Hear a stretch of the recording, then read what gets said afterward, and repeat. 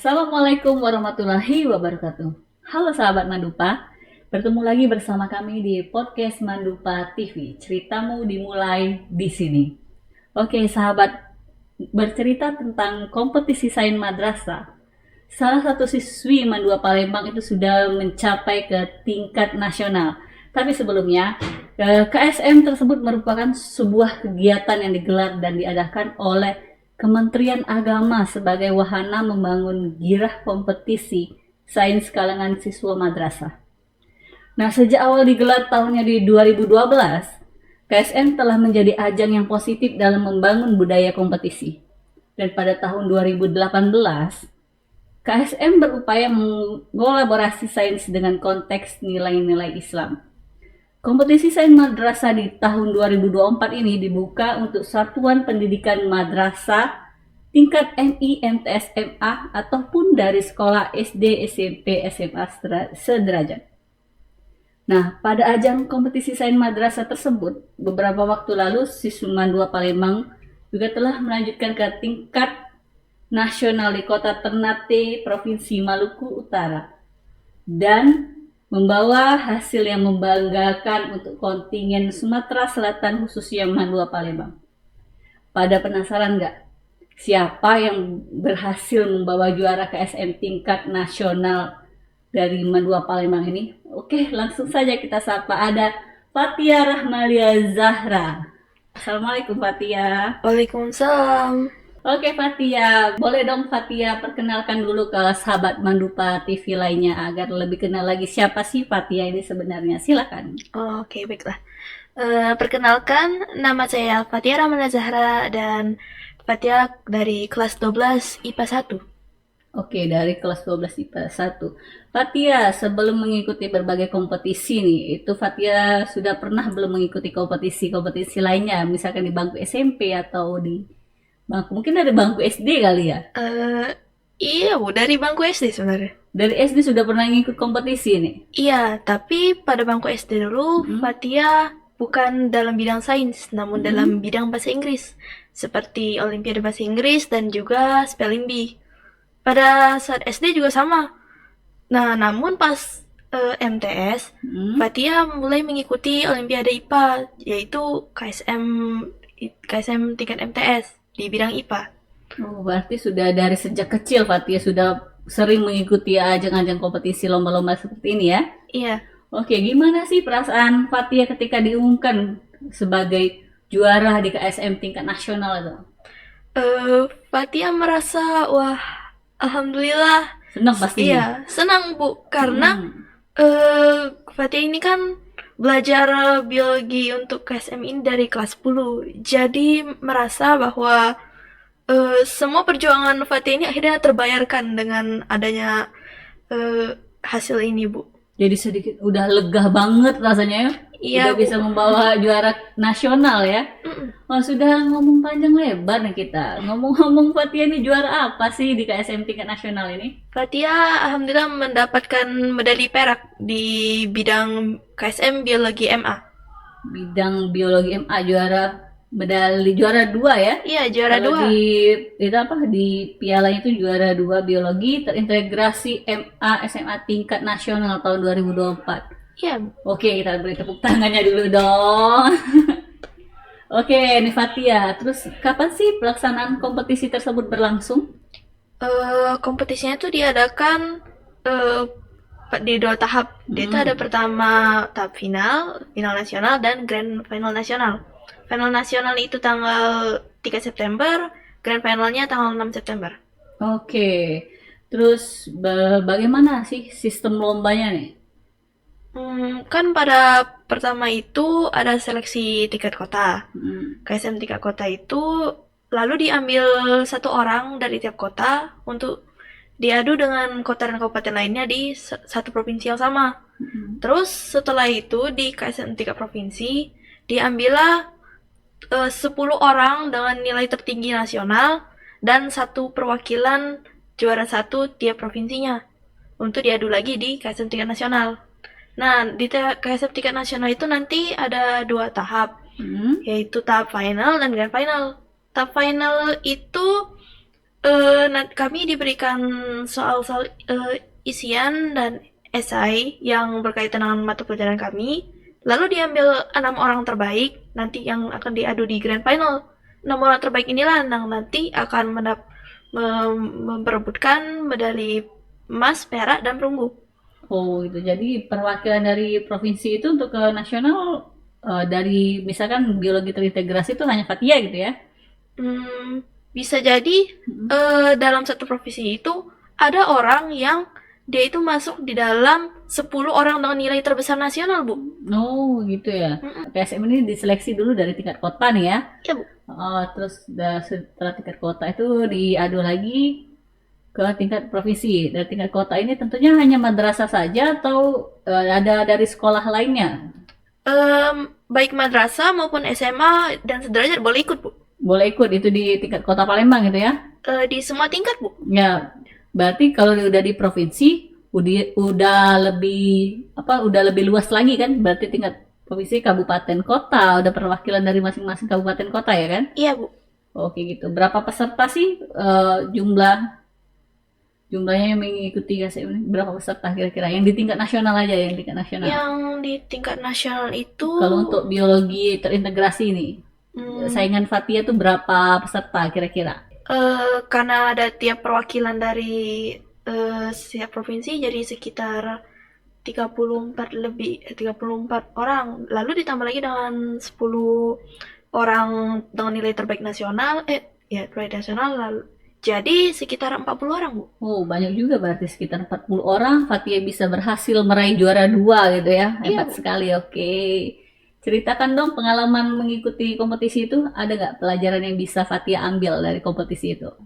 Pelajaran yang bisa Fatia ambil itu ya karena Fatia ini bersaing di tingkat nasional, jadi Fatia itu bertemu orang-orang dari banyak daerah-daerah lain.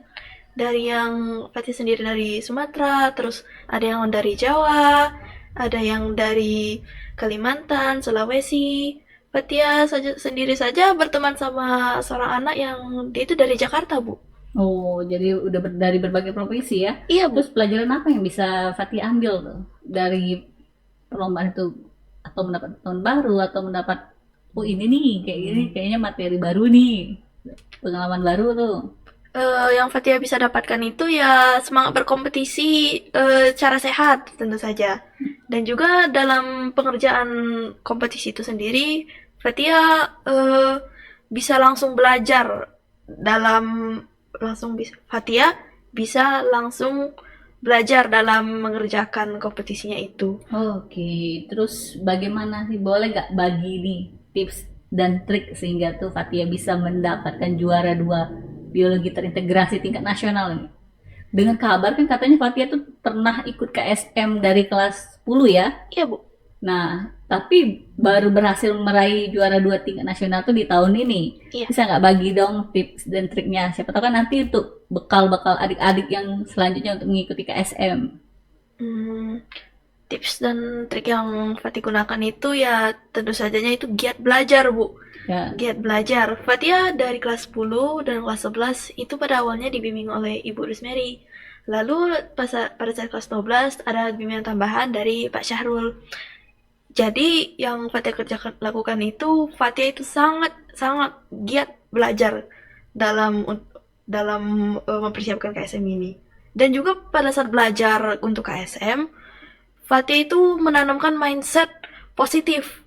Karena dalam belajar KSM ini ada saja di tengah jalan Fatia itu merasa untuk apa Fatia capek-capek gini, sudah sakit-sakitan, banyak pelajaran yang tertinggal cuma untuk mengejar ini. Tapi Fatia itu menanamkan mindset bahwa semua yang Fatia kerjakan ini pasti akan ada gunanya di masa depan nanti, gitu, Bu. iya benar sekali emang. Apa yang diusahakan itu pasti tidak sia-sia kan? Iya, Bu. Iya benar. Terus siapa sih yang menjadi lawan atau peserta yang menurut Fatih itu menjadi pesaing terberat dari madrasah atau sekolah mana nih misalnya?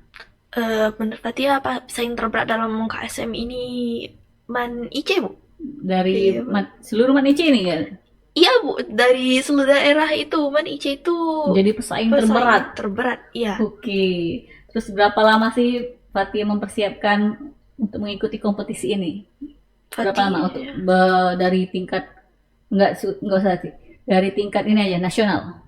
Untuk tingkat nasional ini Fatih mempersiapkannya itu dari Berapa lama? kelas 10 Bu, berarti sekitar 3 tahun yang lalu. Udah dari kelas 10 ya mempersiapkannya ya? Iya. Untuk ke tingkat nasional ini kira-kira berapa bulan bersama Pak Sahrul untuk membahas soal-soal itu? Sekitar 3 bulan. 3 bulan ya? Ya, kurang lebih. Oke nih Fatia, katanya kan kalau KSM tingkat nasional ini kan untuk melanjutkan ke babak grand final itu kan masuk ke 6 besar nih. Iya.